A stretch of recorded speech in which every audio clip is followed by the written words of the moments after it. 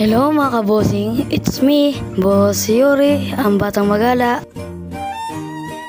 Ayan mga kabosing, nandito pala tayo sa Baywalk. Dito lang yan sa Masinloc, Zambales. Siyempre, kasama rin natin ngayon si Kuya B-Max. Siguro naman, ipapalo mo na ako, Kuya B-Max. Ilang oras din yung biyahe namin mga kabosing. Mula Iba hanggang Masinloc. Halos 1 oras lang tayo nagbiyahe mga kabosing. Pero depende yan sa nagdadrive mga kabosing. Basta mag-ingat lang tayo sa pagdadrive mga kabosing. At huwag kalimutan na manalangin bago aalis. Si Kuya B-Max nagugutom na kaya bumili na ng pagkain. Bale kasi may nagtitinda dito sa Baywalk kaya napabili siya mga kabosing. Siyempre unang subo sa akin. Unang ngiti naman kay Kuya B-Max.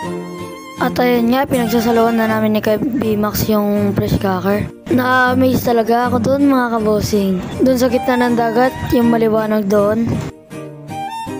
Marami ka talagang paggagalaan dito sa Baywalk. May playground pala dito para sa mga bata. Kung mahilig ka naman mag food trip, dito naman tayo. Pag pupunta ka pala dito, kailangan may pera kang dala. Kung wala kang dala, paano ka mabubusog? Oo nga pala mga kabosing, meron pala silang bargainan dito. May damit, may short, at marami pang iba. At gumalang nga kami dito sa plaza nila at may naglalaro ng basketball.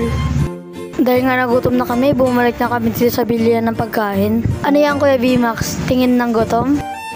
Bali nga nabuko shake lang kami. Tapos nag-ihaw-ihaw lang kami dyan mga kabosing. Ngayon ang unang subo naman kay Kuya B-Max. Kanina pa kasi yan gutom mga kabosing. Sulit talaga ang gala dito mga kabosing. May perya pala dito mga kabosing. Pwede ka rin mag-ride. Kakain na naman tayo mga kabosing. Ano pang hinihintay nyo mga kabosing? Gala na kayo dito. Paano yan mga kabosing? Hanggang dito na lang. Follow na po kayo sa aking page. Salamat. Bye!